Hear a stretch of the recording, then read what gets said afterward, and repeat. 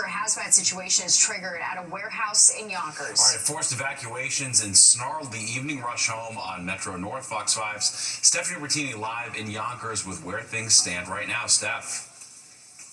Steve, Natasha, the fire broke out at a building not too far from where I'm standing, just behind me here. Now, crews are still here at the scene, but things are definitely winding down. I've been covering this now for hours. The fire broke out around noon today. That's when fire crews were called to this area where the fire was underway. They say they were met by thick white smoke. Now, the area is in Yonkers, specific address 143 Woodworth Avenue. When crews got here, they quickly started fighting the blaze, and soon they learned chemicals from beauty products, we were told, started the fire. The warehouse where the blaze started, officials say, is where beauty products are stored. Nobody was badly hurt in the fire, but air quality has been a major concern since the fire broke out. Now, transit was affected as a result of all this. The Metro North Hudson line is back up now, but it was impacted as MTA and police worked to make sure air quality was not an issue for commuters. Companies were confronted with a large white cloud of smoke coming out of the building as a result of a chemical reaction. They were moving products around, and a forklift damaged one of the containers, which caused the leak. This was a multi-agency response here in the city of Yonkers. Everyone's doing a great job. Now, there are a lot of buildings around here, but there also are some apartment buildings and residential units. So people were evacuated from their homes. We're told that about a dozen people were evacuated from the area. In terms of injuries, the good news is nobody was badly hurt. About 6 firefighters, so half a dozen firefighters, we were told, were treated for smoke inhalation, but they are expected to be okay. Steve, back to you. Very well. All right, thanks, Stephanie. President Trump speaking on a wide range of topics today in the Oval Office after announcing the Space Force would be moving its headquarters from Colorado to Alabama. The president said he plans to fight a federal judge's ruling that he violated federal law by sending National Guard troops and Marines to L.A. in June. He also said he's still planning to send troops to other cities like Chicago, which prompted a quick response from Illinois' governor. I have an obligation. When 20 people are killed over the last 2.5 weeks, and 75 are shot with bullets. None of this is about fighting crime or making Chicago safer. None of it. For Trump, it's about testing his power and producing a political drama to cover up for his corruption.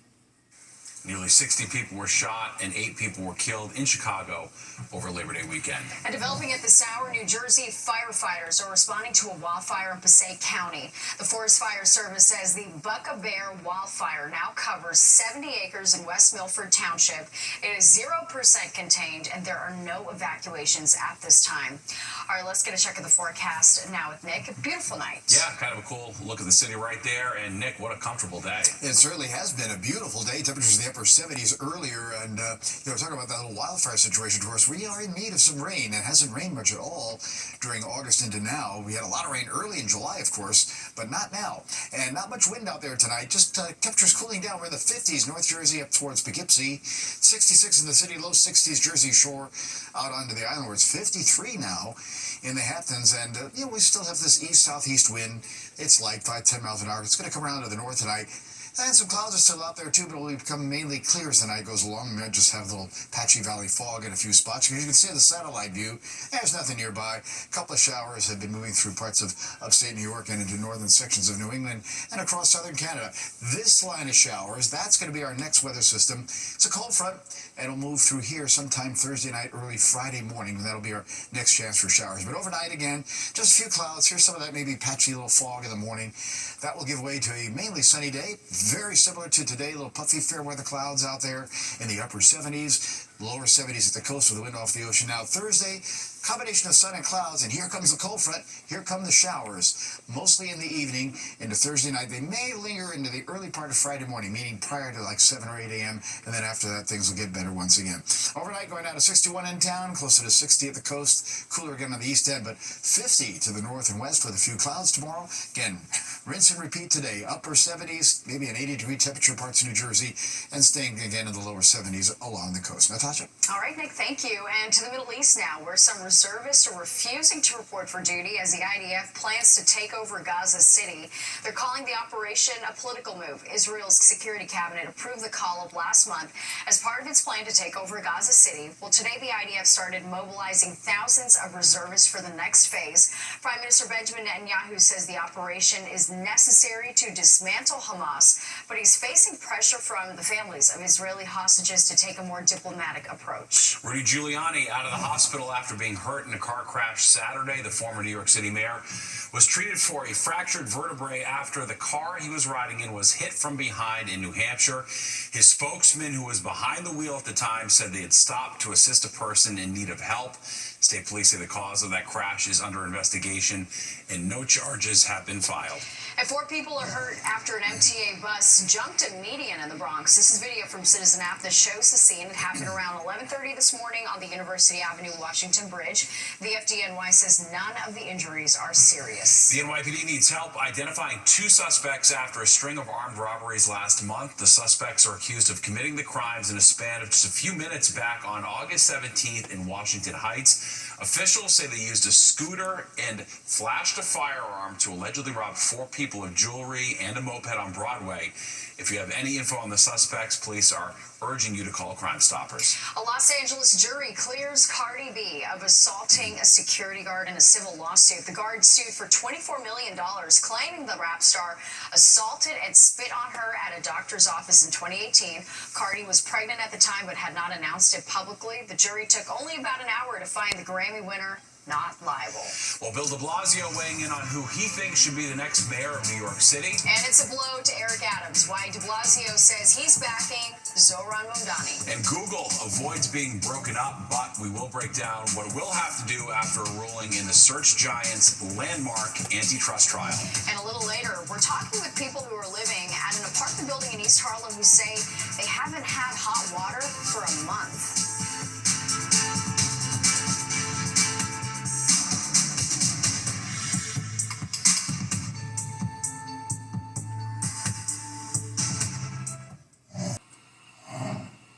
A judge hands down his decision against Google in the landmark illegal monopoly lawsuit. The tech giant avoids being broken up, but the company will have to make changes. Fox 6's Arthur Chin is live in the studio. And Arthur, Google not going without some punishment. That's right, exactly. How much of a punishment, guys? Well, you can decide for yourself, because the judge last year ruled that Google was functioning as an illegal monopoly. The question was whether or not the judge would want Google to be broken up and force it to sell off pieces like Chrome or Android.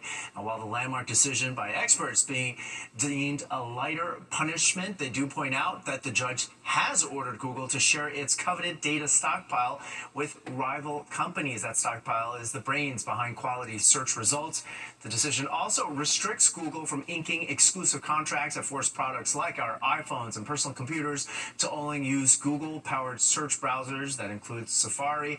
Google's been paying more than $26 billion each year to lock in these types of default contracts. Now, Google's competitors are speaking out. They say that this decision does not go far enough, saying Google still has monopoly powers and that it would be foolish to think that it won't be using them to squash its competitors. Still, experts say this decision means more choices will be available on our devices, and for us, it's a good time to start looking at other alternatives that are out there. Start exploring your options now in terms of what's out there, right? Like, you already have like ChatGPT as an app on your phone. A lot of people are starting to use it in terms of like voice search. And I think when people use that, especially since like Siri is like behind the times at this point and being a reliable assistant, I think being acclimated with the other tools that are at your disposal, so that when you do have more choices on your device, you'll be able to make a better informed decision. So get ready for it. Now, perhaps counterintuitively, this ruling is also a victory for Apple, which gets currently more than $20 billion a year from Google for those exclusive contracts. Well, since the judge banned exclusive contracts, Apple can negotiate deals with other search engines. Two of the names that have been coming up, guys, include Claude and Perplexity.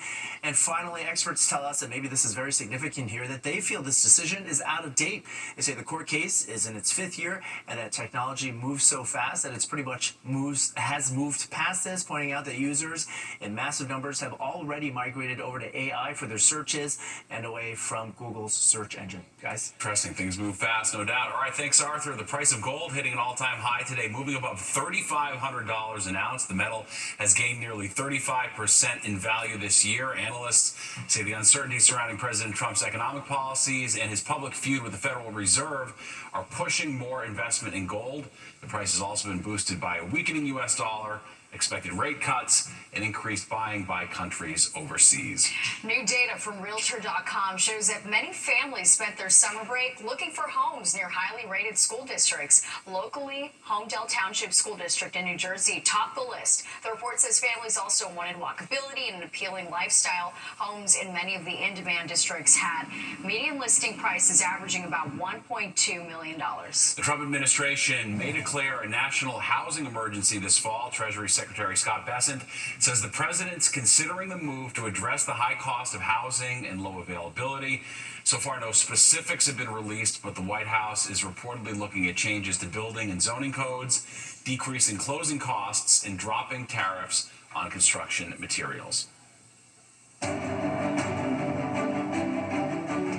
Major endorsement for Zohran Mamdani, the Democratic candidate for mayor, has a seal of approval from former Mayor Bill de Blasio. All right, and another candidate also dropping out of the race. Fox 5's Morgan McKay has the update from the newsroom. Hey, Steve and Natasha. So independent candidate Jim Walden announcing that he's dropping out of the mayoral race. Now, he'll still technically be on the ballot, but Walden says that it's become clear he doesn't really have a shot considering how crowded the race is currently. So now it's down to 4 candidates. Zohran Mamdani receiving endorsement today from former Mayor Bill de Blasio. He also received endorsements today from the Bronx Democratic Party and Bronx state lawmakers, which is yet another blow to Mayor Eric Adams' re-election bid. The Bronx Democratic Party endorsed Mayor Adams in 2021, but now many of these same lawmakers calling on Democrats to unite and back the Democratic nominee, Zohran Mamdani. Assembly Speaker Carl Hastie, who represents the Bronx, was notably absent, however. Mamdani says that Hastie is currently having surgery, but his campaign would not say if he was invited. Speaker Hastie has held off on endorsing Mamdani, but has also defended him against critics. Mamdani today addressed questions about how he would respond to recent violence, both in the Bronx and Brooklyn. We also caught up with Senator Jamal Bailey, who is more of a moderate Democrat, about why he is endorsing Mamdani. Right here in the Bronx, we've seen examples of a cure violence approach with SOS and how it could reduce the incidence of gun violence. And yet, too often, these are taking place at a pilot level. We have the resources, just a question of the political will to scale this up. The reality is that we're trying to figure out how do we make this city better together. And he has certain things that he'll say, I'll have certain things that I'll say. There's sounding boards, and that's the way that we continue to have real ongoing partnership. Meanwhile, former Governor Andrew Cuomo and Republican nominee Curtis Sliwa continue to make their public safety their top platform.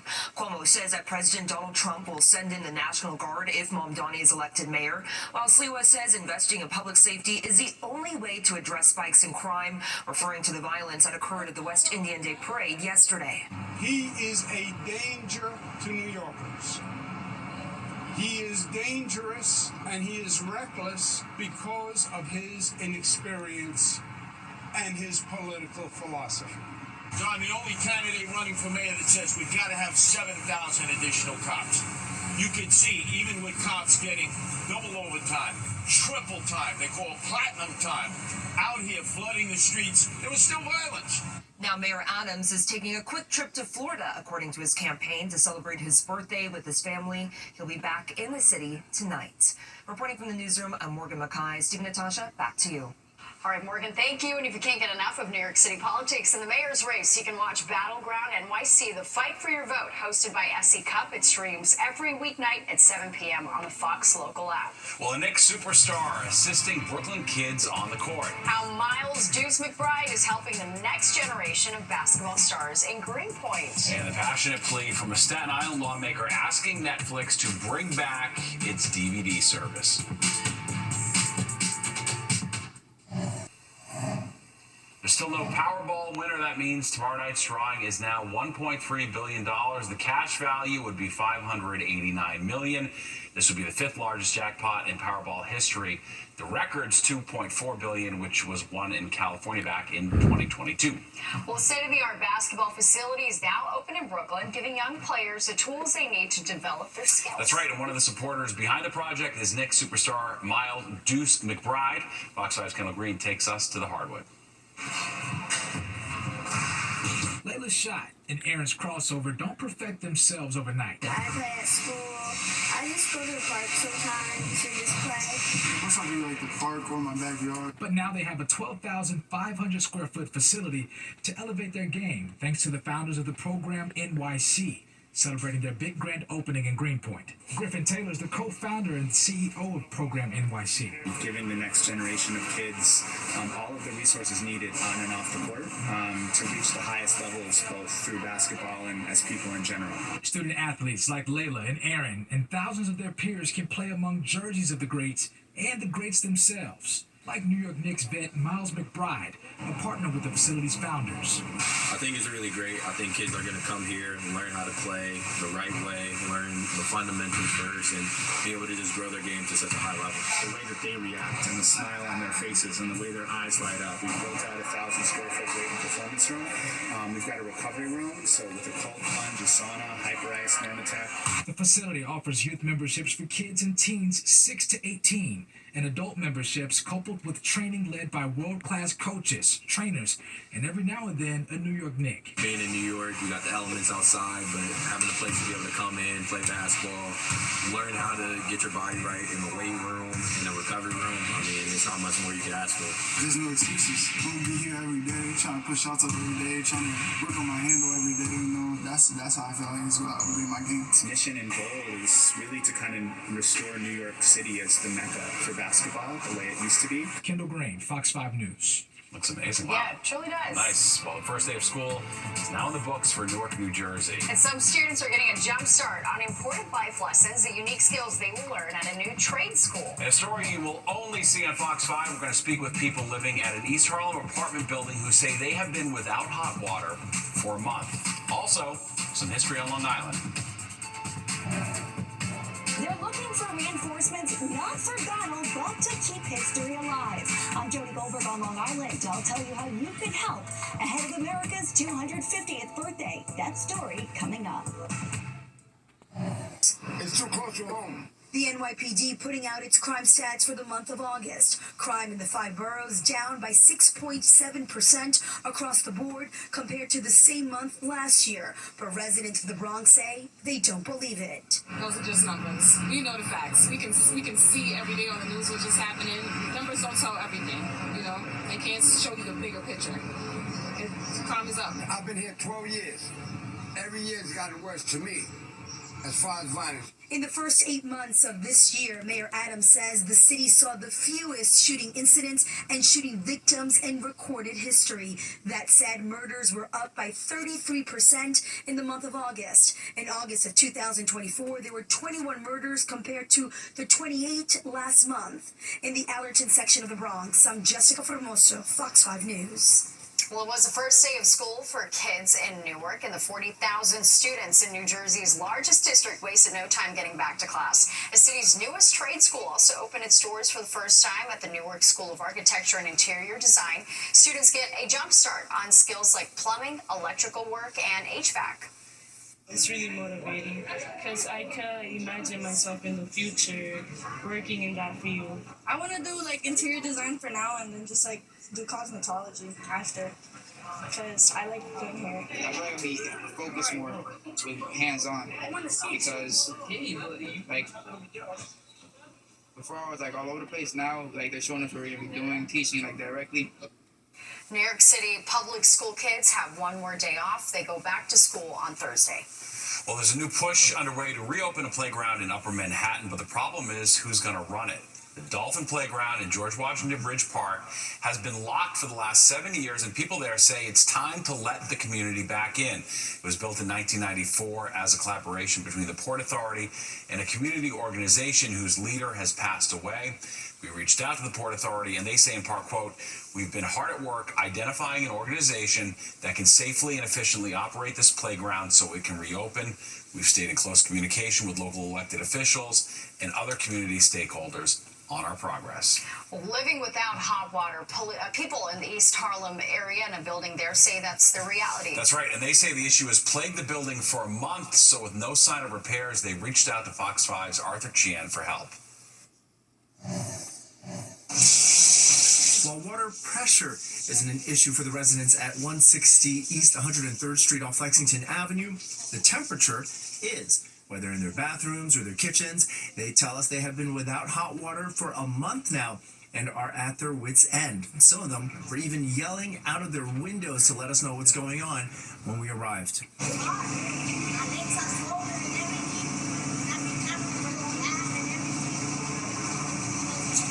The 5-story building, along with its 60 apartments, is a HUD building. Housing and Urban Development has a goal to provide affordable housing to the elderly, the disabled, and eligible low-income families. Monica and her children, one of whom serves in the U.S. military, is amongst those who've been paying rent but don't feel they're getting their money's worth. It's like, are you kidding me? We're begging you for water, for hot water. What are you gonna do? And no one's saying anything. It sucks.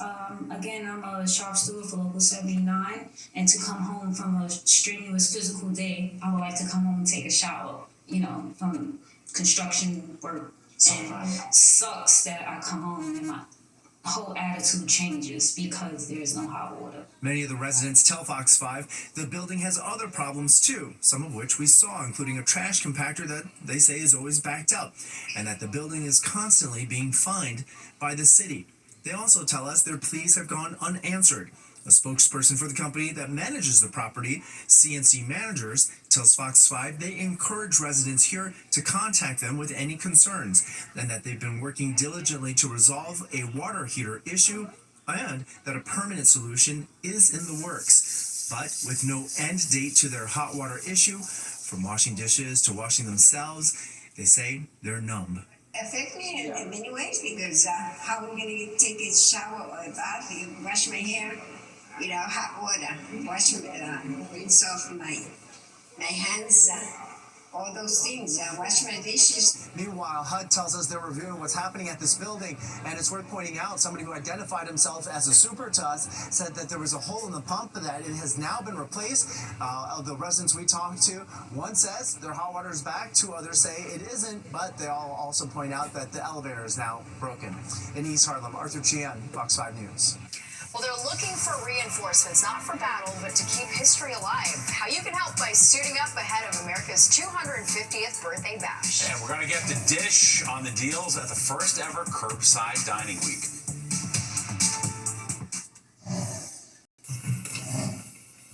Calling all history buffs, the Long Island Military Reenactment Group needs help filling its ranks before America's 250th birthday. And to mark the occasion, there will be special events to commemorate the Revolutionary War. Fox 8's Judy Goldberg suited up with the members. Freeze it! Musket fire like this once rang out across revolutionary battlefields in the late 1700s.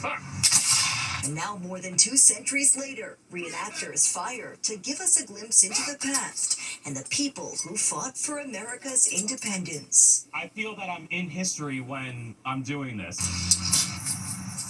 Freeze it! Patrick Mantle is a certified expert in Revolutionary War history. And the commander of the Huntington Militia. I love that you get to portray a different kind of character. These are the people who fought and died for our liberty, for our freedom. But their ranks are thinning. Back in 2013, the militia had nearly 40 active members. Today, fewer than 15. Mantle says more volunteers are needed to help with America's 250th birthday celebration. Once you put on the clothing, you feel the weight of the pack on your back, and you smell the gunpowder as it's fired through the muskets.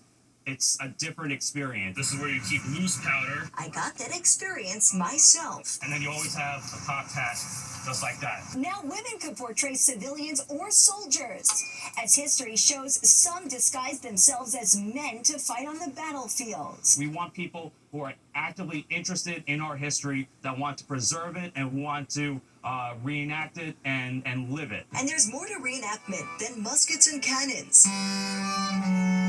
Living historians offer a window into the past through period music, hands-on demonstrations, and daily activities. I'm using a mortar and pestle to make it into smaller pieces. These are some of the artifacts that I put out to talk to the public about. Reenactors say it's about teaching history as much as living it. You actually experience what it would be like to serve, for example, in my case, as a British soldier. It's a form of camaraderie and just keeping history alive. I want people to see what it was like 200 years ago when our ancestors were fighting to make this country.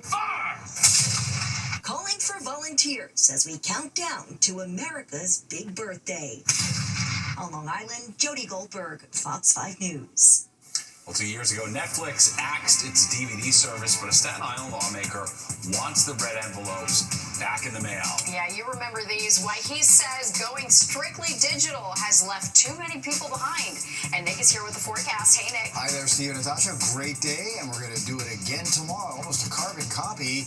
Eventually, though, some of these showers you see up there by Wisconsin and Minnesota are coming our way. Find out when the 10 o'clock news returns. The iconic Netflix red envelopes are a thing of the past, but a Staten Island lawmaker is hoping the DVD mail service could make a comeback. That's right. He's asking the streaming giant to bring it back. Fox 5's Kendall Green found out how he thinks the program would help his constituents. There's a strong chance the last movie or TV show you watched, you streamed. I'd say Netflix, Hulu, Max, Disney Plus. Sound like a super streamer. I know. Well, Staten Island Councilmember Frank Morano wants the streaming giant Netflix to bring back DVDs by mail, reviving the company's red envelope delivery method after they cut the service about 2 years ago. You have a lot of seniors that don't have smart TVs. You have a lot of people that don't have reliable internet service. Morano gave us the same letter he wrote to the CEO of Netflix, asking them to relaunch the service for his constituents. Constituents, he says, haven't caught up with the mainly streaming audience. I'm newly elected, so this is something that I've been hearing from a lot of my constituents, especially seniors, especially people that don't have reliable internet, and people that just don't want smart TVs. I think it'll probably just be cheaper for Netflix to, give people who need a discount or, help them get to streaming, because streaming's not just for entertainment. I mean, you might need that for a job or whatever, You have a vocal minority that says, shouldn't you spend your time on something else? And my answer to them is, for the 15 minutes that it took me to write this letter, I don't think I could have solved any other problem in those 15 minutes. I don't have a DVD player, though. My laptop, they don't even make laptops with DVD players. So, get Morano's request, but for different reasons. People like my dad, he prefers, the physical copies and, the Blu-ray copies. So I know that for some people it's just a preference. I'm a hopeless romantic, I'm melancholic. I love going back in time, so if this means that, I wouldn't mind. I would reach out to Netflix to get the response to the council members' requests, and so far, we haven't heard back. Kendall Green, Fox 5 News. Yeah, that's the problem. We don't have DVD players anymore. I know. His response is waiting in the mail. Hopefully he'll get it soon for the next show. All right, let's go, Nick, now for a look at the forecast. Just a gorgeous start to September. It is. Beautiful, beautiful day. And I, by the way, still have a DVD player, so... I do, believe it or not. Oh, see, he has a house. All he has is space. He's just rubbing it in at this point. Luxurious space. Must be nice. And I will say, I still like my DVD player, so there you go. It is a gorgeous day, as you pointed out, with these puffy, fair weather clouds and in the upper 70s. And guess what? We're going to do it again tomorrow. It'll be an exact carbon copy coming our way. And we're taking a look at the GW Bridge tonight. And the sky has gone mostly clear after a high of 79 for the day. 62 the low, but it's, you see, again, these numbers a little bit below average. That has been the case, but it's been some beautiful weather. 102, 51 in the records. That 51, though, a long time ago, 1886. 66 now, the sky is clear, and the wind light out of the southeast. Humidity up a little bit, but you can't really feel it, right? It's not that bad. And the pressure's 30.05. It has been falling, though, over the last couple of hours. So the temperatures were 57 Poughkeepsie to Sussex, only 52 in East Hampton right now, but then back to the 60s across the island, low 60s Belmar, high 60s at Newark, and middle 60s heading into Connecticut. A lot of these numbers just slightly cooler than 24 hours ago. We still have that east-southeast wind, or it's gone calm.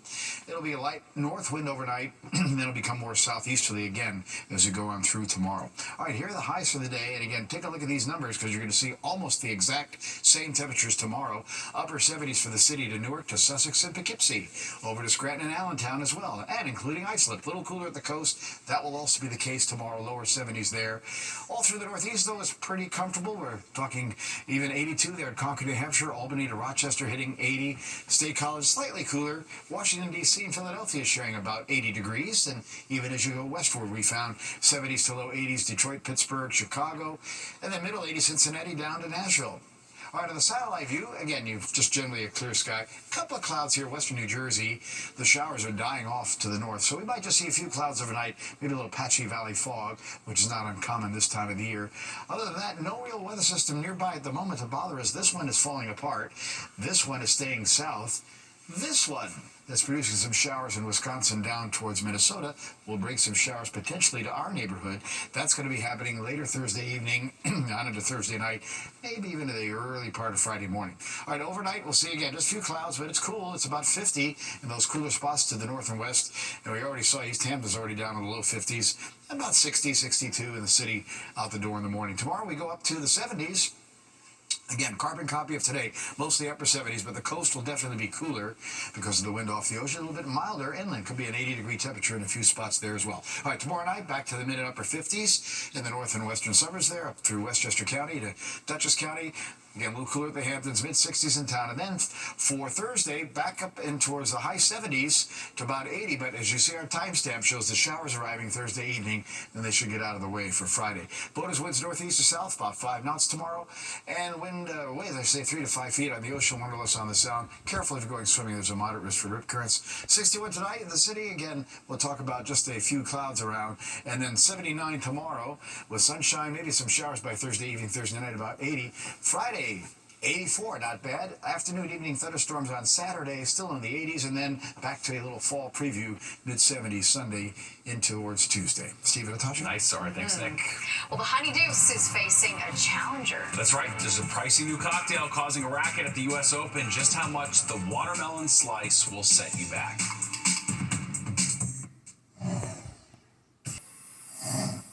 Well, the city's outdoor dining sheds are being put in the spotlight. For the first time ever, Curbside Dining Restaurant Week is coming to the Big Apple starting September 5th through the 12th. More than 30 restaurants are participating, offering special deals and discounts. The nonprofit Open Plans organized the event to promote the benefits of outdoor dining. We'll move over Honeydeuce. There's a new overpriced cocktail making a splash at the U.S. Open. It's called the Watermelon Slice, and just one will cost you almost $40. So is it worth it? Fox 5's Jennifer Williams went to find out. We're excited, heard about it, ready to try it out. Usually Honeydeuce girls, but you know, you gotta switch it up sometimes. There's a new drink at the U.S. Open, and between its pageantry and steep price tag, the coveted cocktail is creating a lot of buzz. The cups. Yeah, the cups. It's very good though. You gotta taste it. You wanna give it a little sip? Oh, that's delicious. It's fresh. The Watermelon Slice is a mix of high-end champagne, elderflower liqueur, lime, and watermelon juice, garnished with a slice of watermelon, of course, all served in a neon tennis ball-shaped wine glass, and it will set you back $39. Yes, nearly twice the price of the U.S. Open's signature drink, the Honey Deuce. This is so good. It tastes like just like a watermelon. That's good. It's got a lot of personality, a lot of flavor. Well, it's all the food groups, isn't it? Berry and a watermelon and what's the alcoholic beverage in there? Champagne. Oh, well, there you go. And we're off. So the big question remains with the watermelon slice, how does it stack up to the Honey Deuce?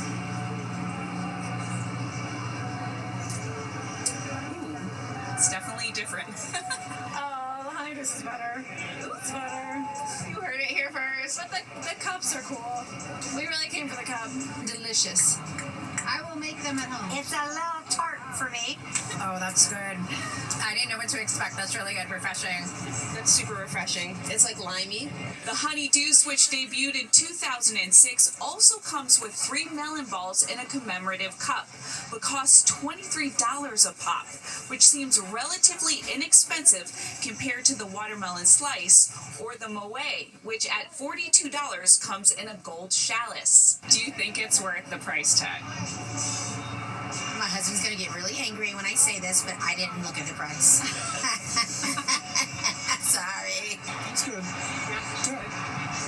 $39 good?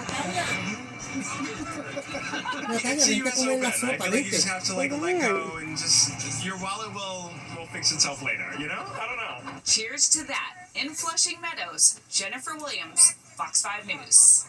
You know the marketing ploy. Yeah, bring home the cup, and right, you get the more expensive one. Those Honey Deuces are now 2 for 1. They sound, it's girl math. Basically tennis free. math. Basically free. Your wallet will fix itself later. I like what that guy had to say. Well, there's more of the 10 o'clock news straight ahead. We'll be right back.